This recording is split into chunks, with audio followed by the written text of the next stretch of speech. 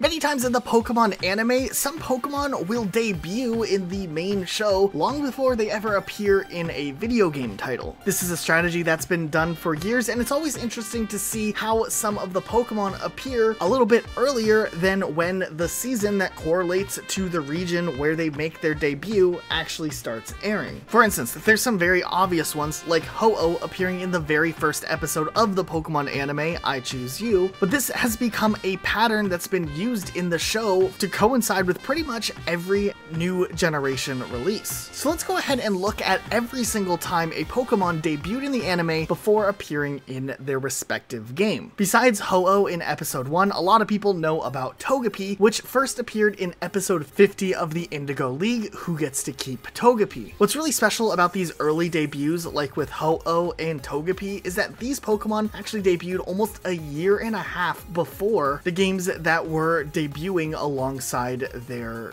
generation. However, as the anime progressed and grew in massive popularity, with the releases of Gold and Silver coming up in the horizon, more Pokemon were slowly introduced alongside the release of the brand new first ever time Pokemon movie. In Pikachu's Vacation, that starts before the actual movie begins, we see for the first time Meryl and Snubbull appear, and Donphan actually makes his first ever debut in the opening of the film. Meanwhile, after the main storyline of the Indigo League had wrapped up, since it seemed like Gold and Silver was taking some time and it had been delayed, there was an extra arc in the anime where Ash and Co head to the Orange Islands, and occasionally there were some hints at the next generation as well, with Elekid making an appearance, Meryl making another appearance in the Crystal Onyx. What's really interesting about Elekid though is the fact that this Pokemon kind of was a mystery in the episode it debuted in the Orange Islands. Like, they definitely knew what they were doing, teasing fans with a new Pokemon, and little did we know the whole concept of baby Pokemon would play such a massive role in Gold and Silver and the future of Pokemon. But it was cool how they kind of teased these pre-evolution forms of iconic Pokemon from the original first-gen Pokemon. It's something they would do for a while, but it all started with Elekid in the Orange Islands. Then, when it was time for Pokemon 2000, we saw even more Pokemon appear in both the Pikachu short before the movie and the main movie as well, with Ladybug, Meryl again, Elekid again, Hoot, and then of course Lugia and Slowking also appearing in the main film. Fast forward to just before Generation 3 was set to release with Pokemon Ruby and Sapphire, it's pretty clear Johto would begin to wrap things up in the main storyline, and the television series would be pivoting into a not only newer art style, but also we would be seeing a brand new region and Ash going on a fresh new adventure. But they definitely knew how to drop some hints. First of all, Blaziken appears in a little bit of the Johto series, and seriously, just the epic fight scene that we get to see with Blaziken in the Johto League was so amazing and got fans like myself as a kid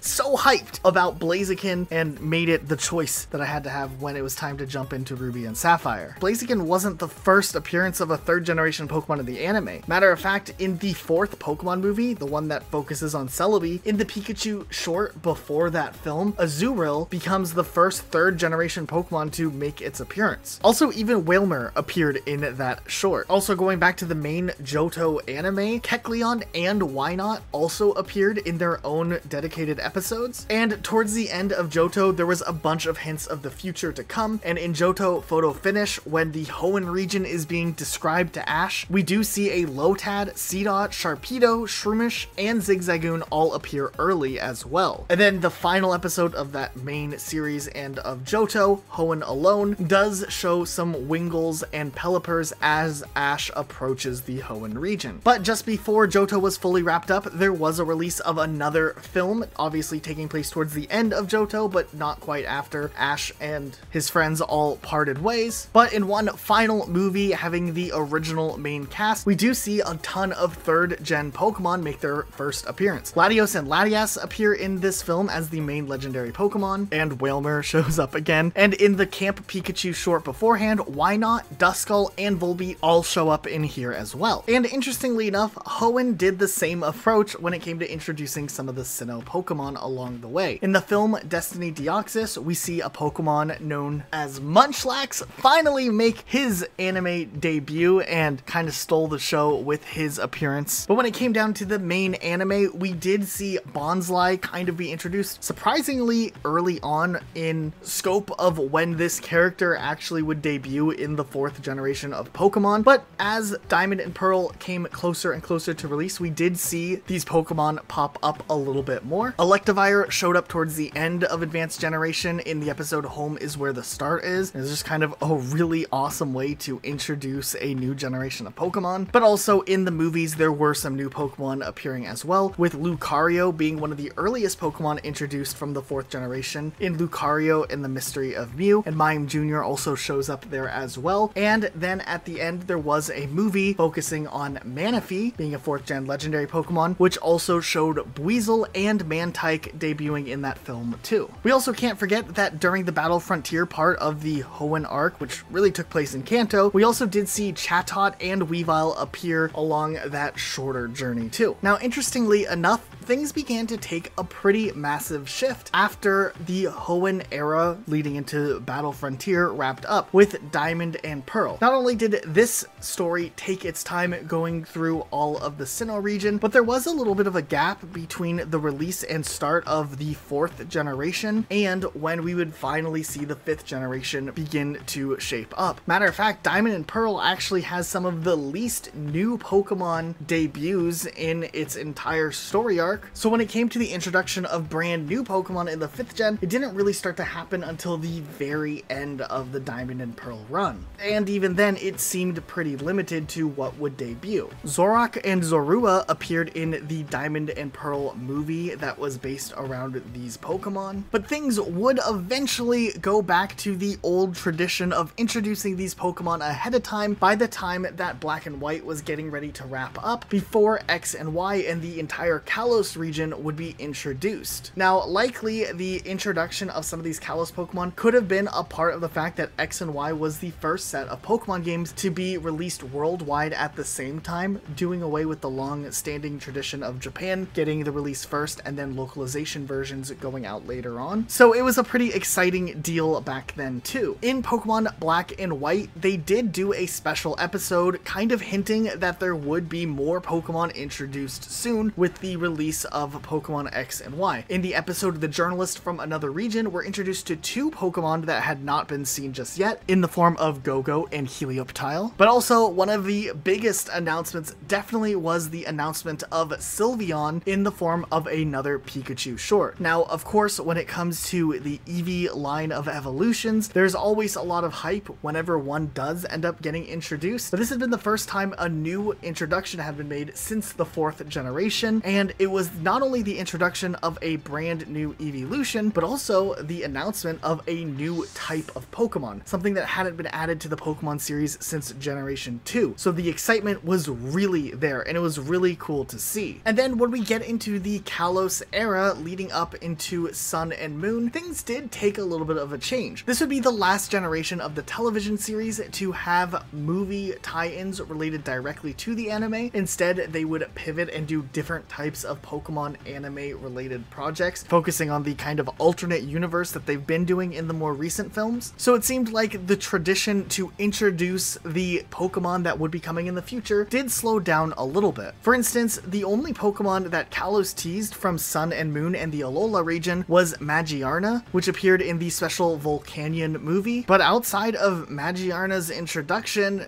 that was kind of it. It seems like for the most part, the strategy of utilizing the anime series to preview what Pokemon could be coming from future generations of the show kind of slowed down after the introduction of Magiarna, and it's likely to do with the fact that The television series has becoming more of a self-contained story in each region, where one story kind of officially ends and a lot of the plot lines tie up, and it doesn't just lead from one thing to another, and there isn't that bleed-through effect that appeared in the earlier seasons of the show. Tie that together with the fact the movies are doing their own thing with different forms of storytelling, it seems like now instead of teasing new Pokemon to come in the future, they do a special tie-in event for a mythical Pokemon to coincide with the launch of the film. This is a strategy they started doing a little while back in the 6th generation with some Pokemon like Volcanion and Hoopa. We even saw it with Zeraora during the time that Sun and Moon was airing. So which of these Pokemon do you remember seeing for the first time, and were you excited about it when you did see it? Let us know what you think in the comments down below. Be sure to subscribe with notifications on for more videos just like this. But that's it for today. We'll see you all next time with a brand new video.